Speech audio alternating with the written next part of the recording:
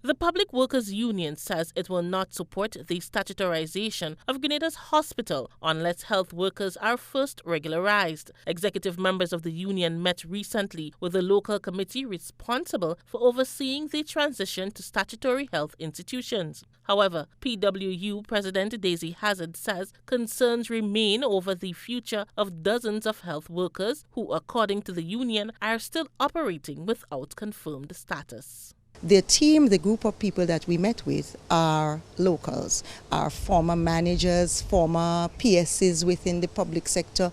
And so there was some comfort in that because the language that we're speaking as a union, in meeting with that team of persons, we took away some comfort in understanding and knowing that these are people who served in the service. And we listened to that group and the plans that they have as directed by government. But what we said to them is this: the PWU cannot and will never support statutorization of our hospital services without regularization of workers. And there can be no excuse for not regularizing our nurses, or nurse managers, or lab technicians, or pharmacists. There can be no excuse because it doesn't matter which flagship brand you bring to Grenada to help manage your hospital services. It doesn't matter whether you statutarize or not. You need competent professionals. You need the professionals that we have there now. So there can be no excuse for not regularizing. Hazard says many of the affected positions are already on the books, and if they're not,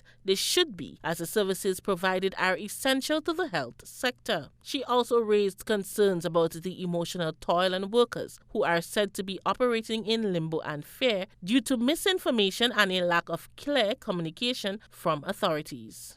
Yes, the workers are very much in limbo. As we explained to the team last year, there is fear, there is anxiety, there is rumor, and whispers. There's rumors all over, because in the absence of finite information, in the absence of official information, people are going to pick up little bits and pieces and run with it. And that cannot be good for a change process. That's the worst thing that can happen when you are attempting to institute change for the better. But the people who are affected by the change, they're hearing about the change, by the way, or seeing lab coats walking through the hospital, and that indicates to them that there's change coming. And so we have also impressed upon the Statutorization Committee that in implementing change, you must manage change. You must manage how people speak about your change so that it's not couched in fear and anxiety and frustration.